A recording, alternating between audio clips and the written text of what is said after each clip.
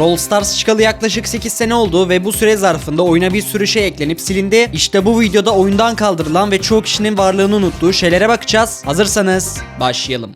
İlk olarak deneyim seviyelerinden başlamak istiyorum. Oyunda eskiden Brawl Pass yerine kutular vardı ve bu kutuları açmak için de jeton toplamamız gerekiyordu. Her 100 jetonda bir tane savaş kutusu açabiliyordunuz. Fakat günlük alabileceğiniz jeton sayısı sınırlıydı ve şimdiki gibi görevler olmadığı için de görev yapıp jeton kasamıyordunuz. Ya günlük yenilenen 200 jetonu beklemeniz lazımdı ya da karakterleri rütbe arttırınca aldığınız jetonlardan kasıyordunuz. Fakat jeton kasmanın gizli bir yolu daha vardı. O da deneyim seviyeleri. Bunu aynı ustalık seviyesi gibi düşünebilirsiniz. Çünkü eskiden seviye atlamak için maç kazanıp deneyim puanı kasıyordunuz. Her deneyim seviyesi atlayınca da size 20 tane jeton veriyordu ve deneyim seviyesinin tek yararlı olduğu şey buydu. Onun dışında profilinizde gözükmekten başka hiçbir işe yaramıyordu. Aslında deneyim seviyeleri oyunda oldukça uzun kaldı ama en büyük darbeyi Brawl Pass'in eklendiği güncelleme yedi. Çünkü bir PES kademesi atlamak 500-600 jeton isterken deneyim seviyeleri sadece 20 tane veriyordu. Bu şekilde seviyelerin değeri gün geçtikçe düştü ve en sonunda Aralık 2023'te gelen bir güncellemeyle deneyim seviyeleri oyundan tamamen kaldırılıp eski istatistikler menüsüne taşındı. Hazır jetonlardan bahsettik. Yıldız jetonlarını da unutmayalım. Aslında yıldız jetonlarının hikayesi oldukça ilginç. Oyuna kutular ilk eklendiğinde 100 jetona küçük kutu açabildiğinizden bahsetmiştim. Bununla birlikte ayrıca büyük kutu da vardı ve topladığınız her 10 yıldız jetonu karşılığı bir tane büyük kutu açabiliyordunuz. Fakat yıldız jetonlarını kasmanın yolu normal jetonlardan daha zordu. Bu jetonları kasmanın tek yolu yenilenen etkinliklerde bir maç kazanmaktı. Yenilenen etkinlikler derken o zamanlar sadece 4-5 tane etkinlik vardı ve her biri günde bir sıfırlanıyordu. Bir etkinlik sıfırlandığında da üstünde bir yıldız jetonu simgesi çıkıyordu. Yıldız jetonu simgesi olan bir modda maç kazanınca da bir tane yıldız jeton alabiliyordunuz. Çok aktif bir oyuncu olsanız bile maksimum 2 günde bir tane büyük kutu alabiliyordunuz. İşin ilginç yanı ise kutular kaldırıldıktan sonra yıldız jetonları kısa süreliğine oyuna geri döndü. Mega kutuların geri eklendiği güncellemede mega kutu kasmak için yıldız jetonları toplamanız gerekiyordu ve her 12 yıldız jetonuna bir tane mega kutu alabiliyordunuz. Bu etkinlikte de yıldız jetonlarını benzer şekilde alabiliyordunuz. Ancak etkinlik bittiğinde de bu jetonlar oyundan kalıcı olarak kaldırıldı. Son olarak da mücevherlerden bahsedelim. Fakat şimdiki bildiğiniz mücevherler değil, eski halinden yani yıldız puanlarından bahsediyorum. O zamanlar ücretsiz kostüm almanın tek yolu bu puanlardı. Fakat şimdiki gibi katalogdan istediğiniz kostümü seçip alamıyordunuz. Markette özel bir yıldız puanı bölmesi vardı ve yalnızca oraya gelen kostümleri alabiliyordunuz. Kostümlere az sonra yine döneceğim fakat bu puanların alabildiği en önemli şey kutulardı. Her sezon sonu markete 1500 yıldız puanına mega kutu geliyordu ve oyunda ücretsiz mega kutu kasmanın en iyi yolu buydu. Kostümlere dönecek olursak seçeneklerin sınırlı olduğundan bahsetmiştim. Fakat oldukça kalitelilerdi. Mesela karanlık Mega Crow, beyaz Mega Bo gibi efsane kostümler satılıyordu. Bu yıldız puanlarını kasmanın yollarına bakarsak rütbe atlayınca sezon sonu ve en önemli olarak da eski aşamalıdan yani güç liginden kasılabiliyordu. Ancak Nisan 2023'te gelen bir güncellemeyle tüm yıldız puanları mücevherlere dönüştürüldü ve katalog eklendi. Fakat size mücevherlerin yakın bir zamanda bir kez daha değiştirileceğini söylesem, şu anda ekrandaki videoya tıklayarak da sonraki güncellemede gelecek mücevher değişikliklerini öğrenebilirsiniz. Görüşmek üzere.